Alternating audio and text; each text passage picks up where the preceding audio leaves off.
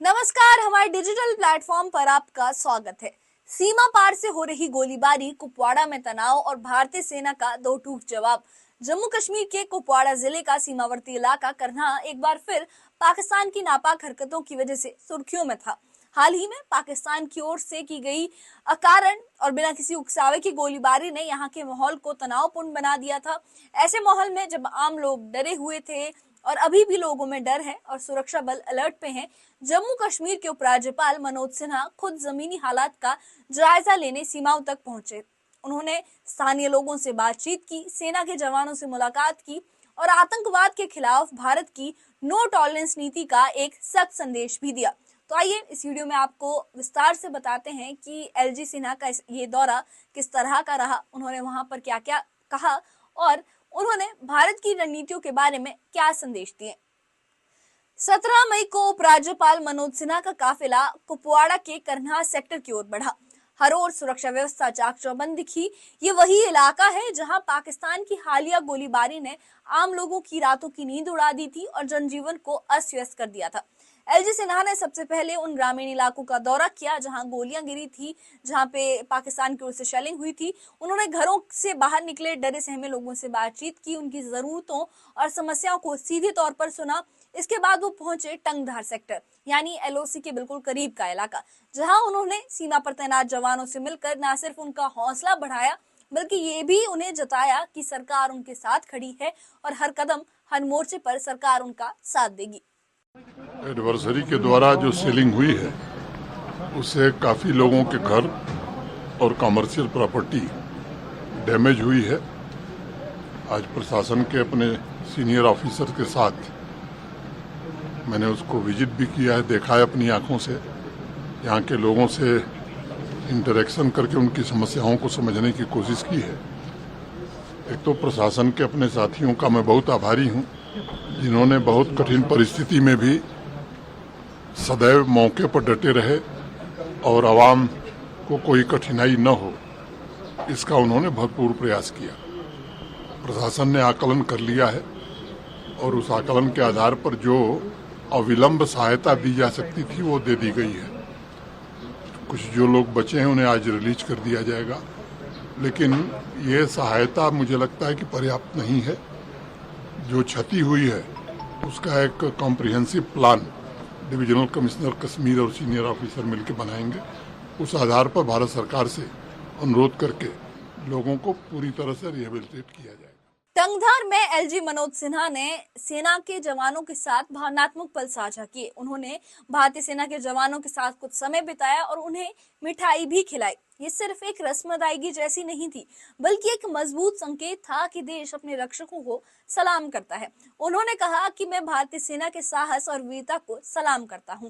पहलगाम में निर्दोष नागरिकों को जिस तरह से निशाना बनाया गया वो न सिर्फ भारत बल्कि पूरी दुनिया को झंझोर के रख देने वाला था और सेना ने उसका बदला लिया है। ये शब्द उस विश्वास की झलक थे जो सरकार और जनता दोनों का सेना पर भरोसा दिलाते हैं, भरोसे को जताते हैं और ये भरोसा पहले से कहीं ज्यादा मजबूत होता जा रहा है। टेरर कैंप्स और टेररिस्ट हैं, पाकिस्तान का कोई सिविलियन या आर्मी एस्टेब्लिशमेंट नहीं है। 6 और 7 की रात को सबसे बहादुरी का काम हमारे इसी 15 और 16 कोर के लोगों ने किया। भारत की तीनों सेनाओं ने मिलकर आतंकवादियों के 9 बड़े ठिकाने, उसमें कुछ तो ऐसे थे जो समझे जाते थे कि वहां कोई पहुंच नहीं सकता है। तो जिस सटीकता के साथ, समन्वय के साथ और संवेदनशीलता के साथ, संवेदनशीलता में जानबूझ करके जोर देके कह रहा हूं, भारत की सेना ने, भारत के सैनिकों ने संवेदनशीलता को बराबर बनाए रखा, नहीं तो ज्यादा क्षति हो सकती है। आतंकवादियों और आतंकवादियों के कैंपों को जब निशाना बनाया गया तो पाकिस्तान ने समझ लिया कि आतंकवाद के खिलाफ नहीं, ये हमारे खिलाफ युद्ध है और उसने फिर वो दुस्साहस किया जिसका 7 की रात को, 8 की रात को, 9 की रात को जिस प्रकार से हमारी तीनों सेनाओं ने समन्वय के साथ मिलकर के जवाब दिया, पूरी दुनिया ने देखा है भारतीय सेनाओं की बहादुरी को, और तब वो पूरी दुनिया में घूम घूम करके गुहार लगाना शुरू किया उसने। 22 अप्रैल को जब पहलगाम में आतंकी हमला हुआ था, उसमें 26 मासूम लोगों ने अपनी जान गंवा दी थी, तो पूरा देश सन्न रह गया था। लेकिन भारतीय सेना ने इसका जवाब तैयार रखा। 7 मई को ऑपरेशन सिंदूर के तहत भारतीय सेना ने पाकिस्तान ऑक्यूपाइड कश्मीर में मौजूद 9 आतंकी ठिकानों को मिसाइलों से तबाह कर दिया, बिना किसी नागरिक को नुकसान पहुंचाए। एलजी सिन्हा ने इस एक्शन की जानकारी साझा करते हुए कहा कि हमने सटीकता के साथ सिर्फ आतंकियों को निशाना बनाया और अब पाकिस्तान खुद दुनिया के सामने सफाई देता फिर रहा है। इस ऑपरेशन ने साफ कर दिया है कि अब भारत आतंकवाद के खिलाफ न सिर्फ सख्त है, बल्कि जवाबी रणनीति में भी बेहद सक्षम है। हम युद्ध के समर्थक कभी नहीं है, हम शांति से जीना चाहते हैं। आज दुनिया की हम 5वीं बड़ी अर्थव्यवस्था है और कुछ दिनों में 4थी बड़ी अर्थव्यवस्था बनना चाहते हैं। हम एक विकसित भारत का सपना लेकर के चल रहे हैं, लेकिन पड़ोसी जो है वो केवल कर्ज के आधार पर मानवता को ही समाप्त करने पर उतारू है। मैं समझता हूँ कि जो जवाब दिया गया है शायद उससे सबक मिल गई होगी।